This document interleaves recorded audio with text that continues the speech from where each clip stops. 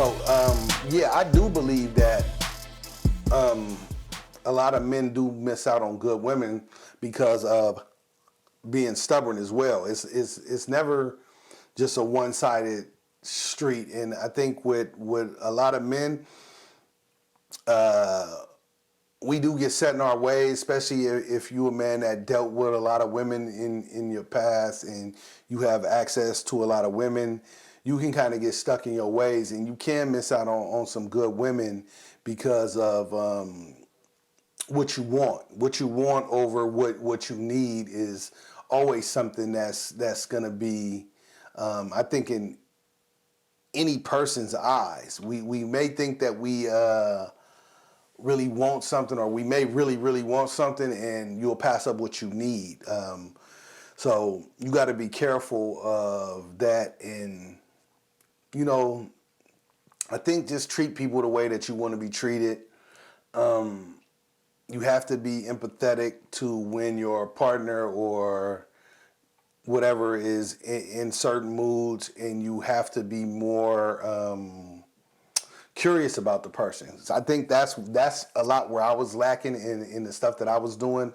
I would get off and I was in a routine basically. I would go to work, come home, go to work, come home, and it was like, the person would be there, and I wouldn't give them the attention that they probably needed or craved. And I needed my time to unwind and stuff like that. And I think looking back on it, I could have done a lot of different things that I should have done actually. To make the people that I had in my life feel a little more,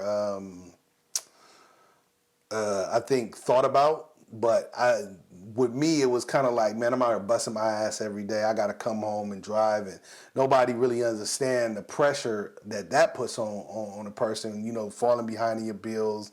And I never really fall behind, but the pressure of keeping and maintaining the bills, and one month I had like a $1,600 light bill.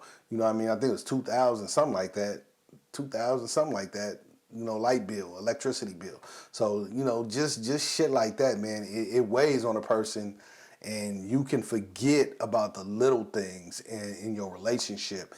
And when you get in a routine, it's good to have a partner that can bring that to your attention in a gentle way and kind of remind you that something is lacking for them. Now for me, I kind of had certain situations where if I bring stuff up, it kind of starts an argument, and it could be me, it could have been the other person, but it was just basically when you have a need, you would hope that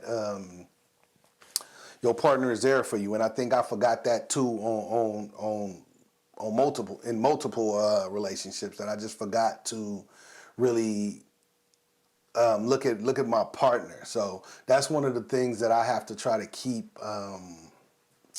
keep in mind when in my next relationship, is how to really focus on that person, and when I'm around that person, give them the time that they need. But actually, too, the other thing that I would need from my partner is to let me know when I'm missing that mark, because coming home to a peaceful house is nothing like it, man. It's nothing like coming home to somebody who loves to see you and who wants to be around you, and that does all the things that they figure that you would need without you asking. So that's a good thing, man. And